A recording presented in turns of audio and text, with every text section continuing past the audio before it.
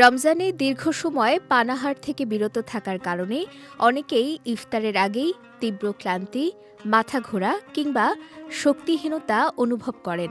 মূলত শরীরে পানির ঘাটতি ও সঠিক পুষ্টির অভাবেই এমনটা হয়ে থাকে। তাই ইফতারে সঠিক খাদ্য গ্রহণ খুবই গুরুত্বপূর্ণ, যেন ইফতারের মাধ্যমেই সারাদিনের পানি শূন্যতা ও পুষ্টির অভাব মেটানো যায়।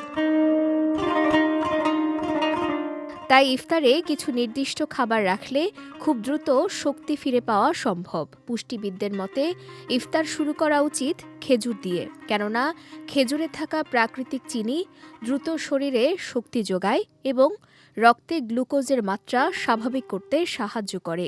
আর এর সঙ্গে পর্যাপ্ত পরিমাণ পানি বা লেবুর শরবত পানি শূন্যতা দূর করতে সহায়তা করে। ইফতারে দ্বিতীয় গুরুত্বপূর্ণ খাবার হল ফল। বিভিন্ন রকমের ফল শরীরে প্রয়োজনীয় ভিটামিন ও মিনারেল সরবরাহ করে এবং ক্লান্তি কমাতে সাহায্য করে। একই সঙ্গে দই বা দই ভিত্তিক পানীয় হজম ভালো রাখে এবং শরীর ঠান্ডা রাখতে সাহায্য করে। তাই ইফতারে বিভিন্ন রকমের ফল ও সঠিক পানীয় রাখা উচিত। পুষ্টিবিদরা ইফতারে ছোলা বা ডাল জাতীয় খাবার রাখার পরামর্শ দিয়েছেন, কেননা এগুলোতে থাকা প্রোটিন ও ফাইবার দীর্ঘ সময় শক্তি ধরে রাখতে সাহায্য করে। এছাড়া স্যুপ বা সবজি জাতীয় হালকা খাবার শরীরকে ধীরে ধীরে স্বাভাবিক খাদ্য গ্রহণে অভ্যস্ত করে। তাই ইফতারে এই খাবারগুলো রাখার পরামর্শ দেন পুষ্টিবিদরা।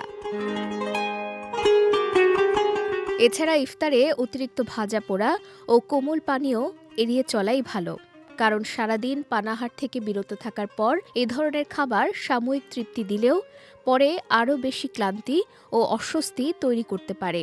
তাছাড়া ইফতারে সঠিক খাবার নির্বাচন শুধু ক্ষুধাই মেটায় না, বরং সারাদিনের ক্লান্তি দূর করে শরীরকে পুনরায় প্রাণবন্ত করে তুলতে সাহায্য করে।